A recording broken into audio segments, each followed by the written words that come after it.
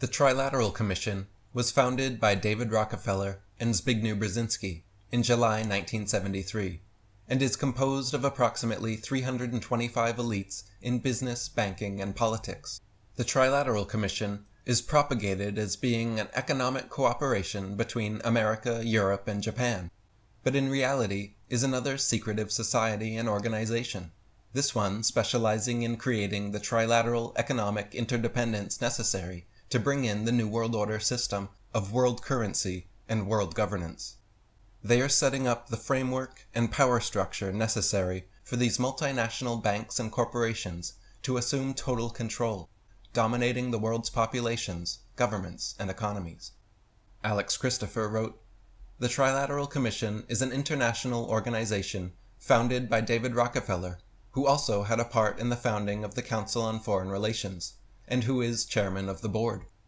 The Trilateral Commission is the Illuminati's attempt to unite Western Europe's common market, Japan, Canada, and the United States into an economic and political confederacy. What they couldn't do through the political side of the Illuminati, Council on Foreign Relations, they are now trying through the economic approach." Anthony Sutton wrote, "The Trilateral Commission was founded by the persistent maneuvering of David Rockefeller and Zbigniew Brzezinski.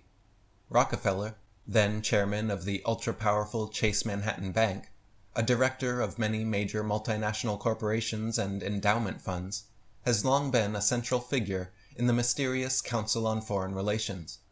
Brzezinski, a brilliant prognosticator of one-world idealism, has been a professor at Columbia University and the author of several books that have served as policy guidelines for the CFR. Brzezinski served as the Trilateral Commission's executive director from its inception in 1973 until late 1976, when he was appointed by President Carter as Assistant to the President for National Security Affairs.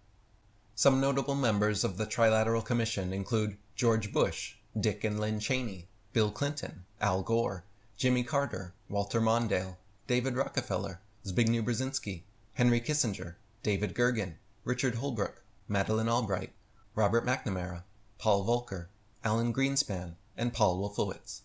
U.S. Senators Dianne Feinstein, Robert Taft Jr., Charles Robb, William Cohen, and John Glenn. Congressmen, ambassadors, secretaries of Treasury, State, and many other political figures are trilateralists. There are also many banking institutions represented at trilateral meetings, including the European Central Bank, World Bank, IMF, the Federal Reserve, Chase Morgan, Citibank, Bank of America, Bank One, Bank of Tokyo, Bank of Japan, and more. Also, plenty of multinational corporate interests are represented, including Fuji Xerox, Goldman Sachs, AIG, ExxonMobil, Shell, Chevron, Texaco, Sony, Samsung, Comcast, Time Warner, Carlyle Group, Levi Strauss, Daikin, Sara Lee, GE, GM, Ford, Chrysler, Toyota, Mitsubishi, Johnson & Johnson, IBM, Boeing, and Citigroup. Laurie Strand wrote, "Many of the original members of the Trilateral Commission are now in positions of power where they are able to implement policy recommendations of the Commission. Recommendations that they themselves prepared on behalf of the Commission. It is for this reason that the Commission has acquired a reputation for being the shadow government of the West. The Trilateral Commission's tentacles have reached so far in the political and economic sphere that it has been described by some as a cabal of powerful men out to control the world by creating a supranational community dominated by the multinational corporations." Senator Barry Goldwater wrote, "David Rockefeller's newest international cabal, the Trilateral Commission, is intended to be the vehicle for multinational consolidation of the commercial and banking interests by seizing control of the political government of the United States.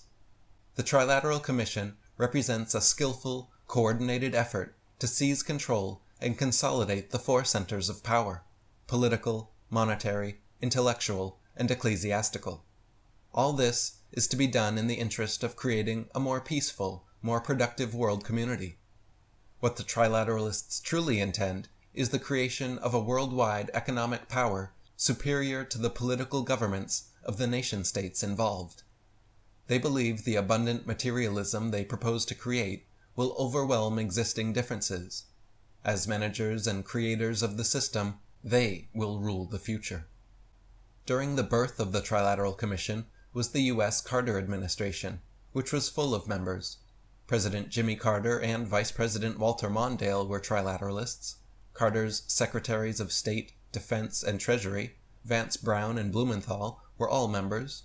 Carter's National Security Advisor Zbigniew Brzezinski co-founded the commission, and on top of that, Carter placed 26 other members into senior administrative positions. Brzezinski wrote of the commission in his book Power and Principle, saying, "Contrary to the myth, the Trilateral Commission is not a conspiracy designed to dominate the world, but genuinely strives to engage Americans, Western Europeans, and Japanese in a common endeavor to shape a more cooperative world."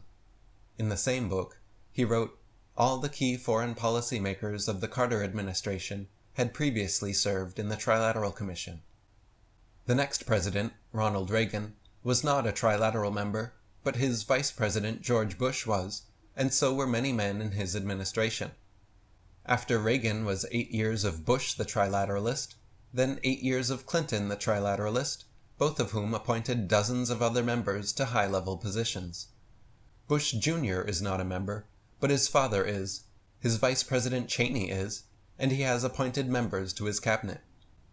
At a Trilateral Commission meeting in 1991, David Rockefeller actually said, "We are grateful to the Washington Post, the New York Times, Time Magazine, and other great publications whose directors have attended our meetings and respected their promises of discretion for almost 40 years. It would have been impossible for us to develop our plan for the world if we had been subject to the bright lights of publicity during those years. But the work is now much more sophisticated and prepared to march towards a world government. The supranational sovereignty of an intellectual elite and world bankers is surely preferable to the national auto-determination practiced in past centuries." Dr. Johann Koppel said, "The interests behind the Bush administration, such as the CFR, the Trilateral Commission, and the Bilderberg Group, have prepared for and are now moving to implement open world dictatorship within the next 5 years. In 1983, I warned of a takeover of world governments being orchestrated by these people. There was an obvious plan to subvert true democracies, and selected leaders were not being chosen based upon character, but upon their loyalty to an economic system run by elites and dedicated to preserving their power. All we have now are pseudo-democracies."